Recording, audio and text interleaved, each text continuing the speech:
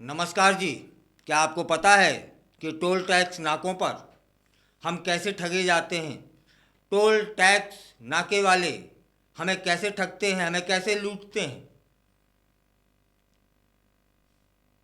चलिए बात करते हैं इसकी विस्तार से। और यह पूरी बात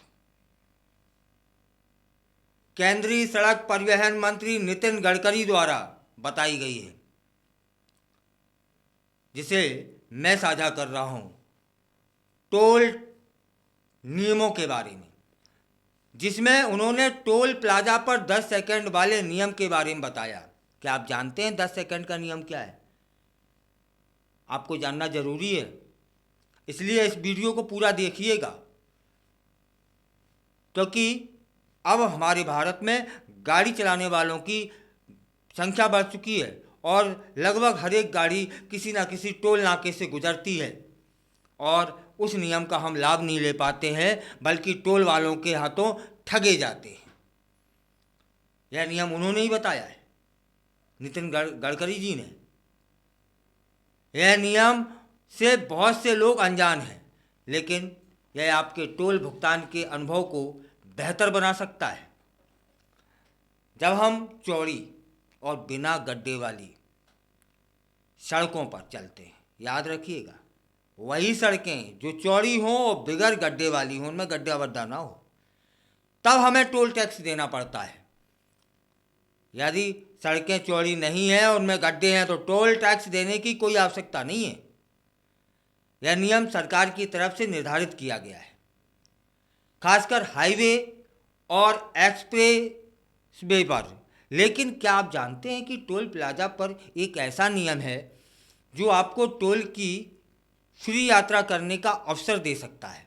जी हाँ, यह नियम है 10 सेकंड का इंतजार। हाल ही में नितिन गडकरी ने इस नियम के बारे में बताया। कहा कि अगर टोल नाके पर आपके वाहन का टोल कटने में 10 सेकंड से ज़्यादा समय लगता है तो आप बिना टोल दिए वहां से निकल सकते हैं। तो आप इस नियम को जानते थे? जानते थे तो फिर इसका पालन भी होना चाहिए था। बहुत कम लोग हैं, आंकड़ा आया है कि इस नियम का पालन बहुत कम लोग करते हैं। यह नियम बहुत से लोगों को पता ही नहीं होता है और इसी कारण वे अनावश्यक रूप से टोल भरते रहते हैं। गडकरी ने ही बोला है कि यदि टोल नाके पर 100 मीटर से ज़्यादा लंबी लाइन लगी है तो भी वाहन चालकों को टोल फ्री यात्रा करने का अधिकार है। टोल नाका है और लाइन लगी है, वह 100 मीटर से ज़्यादा लंबी है, तब आप टोल नहीं चुकाएं, फ्री यात्रा कर सकते हैं। लेकिन यह जानकर भी कई बार टोल कर्मी झगड़े पर उतर आते हैं। जब उनसे पूछा गया कि ऐसा क्यों होता है तो गडकरी ने कहा कि यह एक नियम है और इसे लागू किया जाना चाहिए। मतलब यह नियम है लेकिन लागू नहीं है। इस मामले में यह भी कहा गया कि वह इन समस्याओं को ध्यान में रखते हुए नई योजना बना रहे हैं। उनका उद्देश्य टोल प्लाजा पर यात्रियों के अनुभव को बेहतर बनाना है। उन्होंने कहा अगर कोई नियम है तो उसे सही तरीके से लागू किया जाना चाहिए ताकि लोगों को परेशानी का सामना न करना पड़े। इसके अलावा सरकार ने नई तकनीकों को अपनाने का फैसला किया है ताकि टोल कलेक्शन प्रक्रिया को और अधिक प्रभावी बनाया जा सके। भविष्य में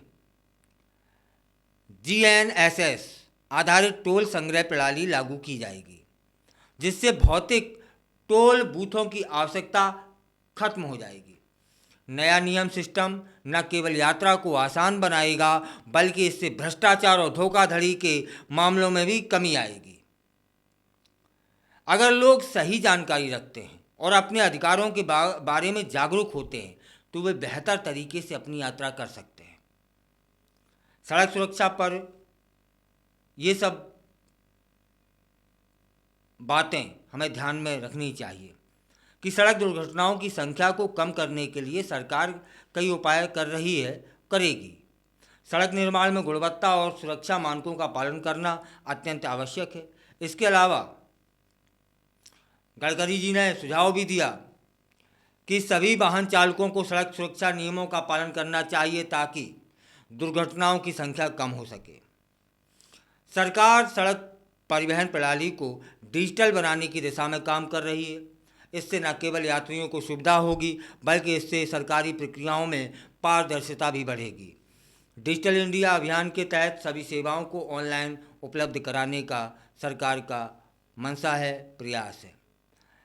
अच्छा, आखिरी में क्या आप अब 10 सेकंड से अधिक आपसे यदि ज़्यादा समय वहाँ लगता है तो फिर टोल फ्री रहेंगे, ऐसा नियम है जो लागू है, जिसका पालन करना, जिसकी जानकारी लेना हमें आना चाहिए। 100 मीटर तक लंबी यदि लाइन है तो अभी हमारी यात्रा फ्री होगी, है ना। और हमारे टोल नाके से यदि राशि लेने में विलम्ब होता है, 10 सेकंड से अधिक का समय लगता है, तब हमें टोल नाका जो राशि है वो नहीं देनी है।